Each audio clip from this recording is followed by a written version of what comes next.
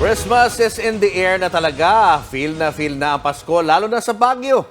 Atraksyon po doon ang isang bahay na namumutik-tik sa dekorasyon. Okay, yan ha.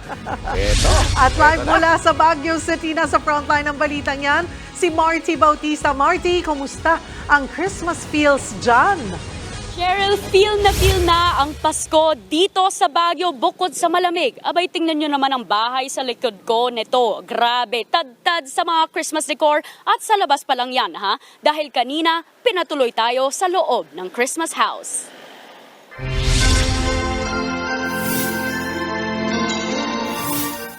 Isang malawak na mini snowy Christmas village ang bubungad sa papasok sa Christmas house.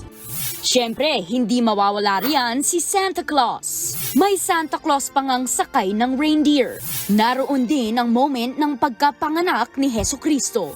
Pati ang mga Disney princess na sa mini Christmas village din. Nandyan sina Snow White, Elsa ng Frozen at Ariel ng Little Mermaid.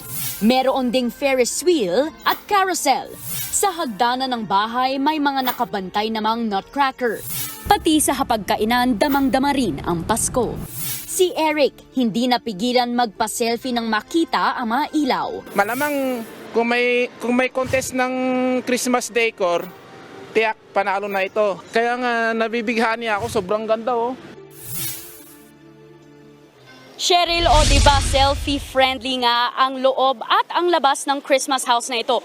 Dagdag atraksyon din ito dito sa Baguio na kasalukuyang nasa 19 degrees Celsius na ang temperatura. Kaya sa mga pupunta dito sa Baguio, wag nyo kalimutan ang inyong mga jacket. Cheryl? Maraming salamat, Marty Bautista. Mga kapatid, Julius Babaw po. Huwag maging huli at maging una sa lahat ng balitaan. Para sa tuloy-tuloy na talakayan sa Frontline, mag-follow at mag-subscribe sa social media pages ng News 5.